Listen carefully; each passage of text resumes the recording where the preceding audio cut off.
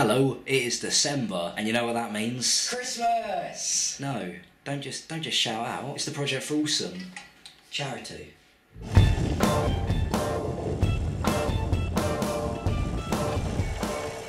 So Parkinson's is a progressive neurological disease. In a regular brain, we have dopamine, which sends messages to the part of the brain that controls movement. As Parkinson's progresses, that amount of dopamine decreases, leaving a person with Parkinson's unable to control their movement as they would normally. You can't really tell your body what to do with Parkinson's, whether it's a stiffness or a tremor. It's like your body's got other ideas, and you just have to watch. People like Michael J. Fox and Muhammad Ali have Parkinson's, as well as another influential figure, my dad. Ah, that's adorable. My dad's got it as well. Hello.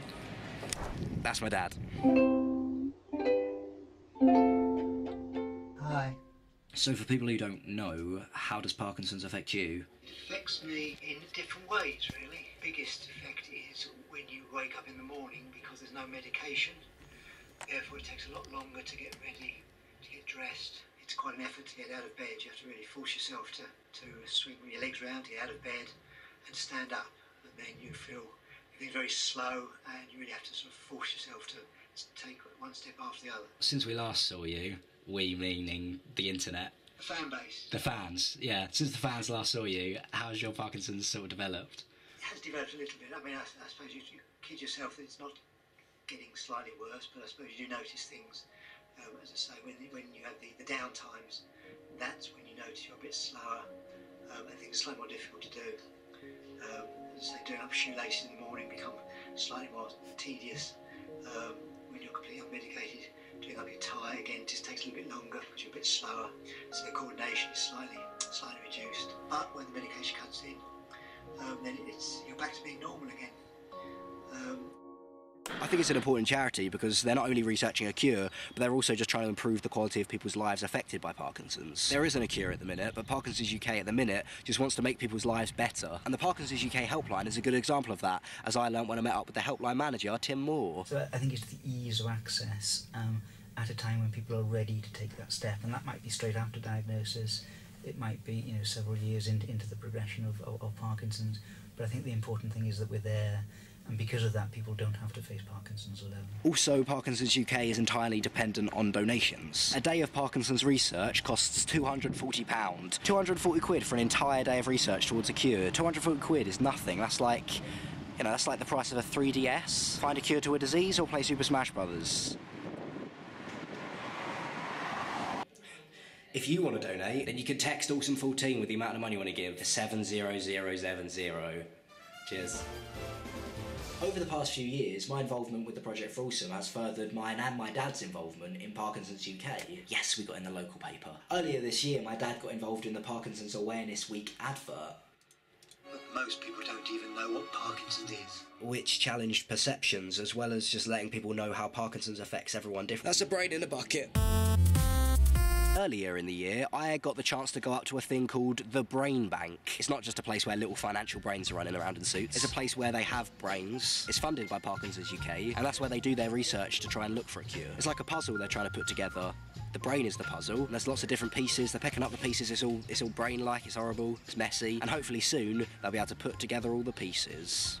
Brain analogy. Seeing a human brain was really weird. That's the only way I can describe it. It was really weird. That is everything that somebody once was, now just held in a hand. It's quite romantic. I was looking at all these brains, and it was amazing. Brains are amazing. And then I thought, hang on, who's telling me all this? My brain. Arrogant.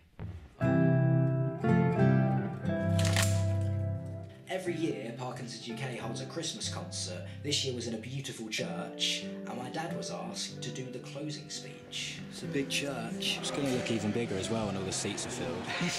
That's good. How you feeling?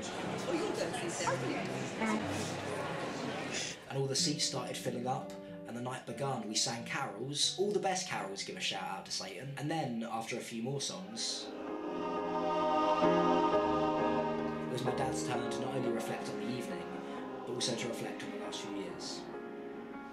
When I was first asked to speak this evening, my initial reaction was, why me? That was the same question I asked myself when I was diagnosed with Parkinson some 7 years ago tomorrow. both situations a little scary. Then I started to think about tonight, and it dawned on me that it was a great honour to be asked to speak about myself and my Parkinson's journey. When I was first diagnosed, I didn't really want to tell people, almost as if they knew they would treat me differently. Then my son, Myles, became involved in an online charity event called Project for Awesome and chose Parkinsons UK as his charity. If you get a chance to watch it, I would highly recommend it, though I guess I'm a little bit biased. My dad just plugged my YouTube channel in a church.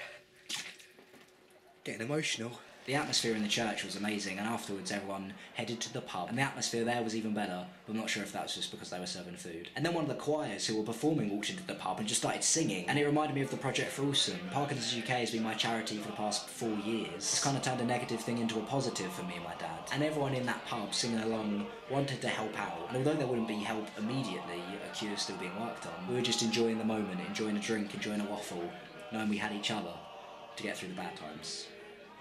And also just turning down a lot of mulled wine. That's horrible. That's horrible. So I bought a milkshake on the way home, drank that on the train. Project for Awesome. Into my God.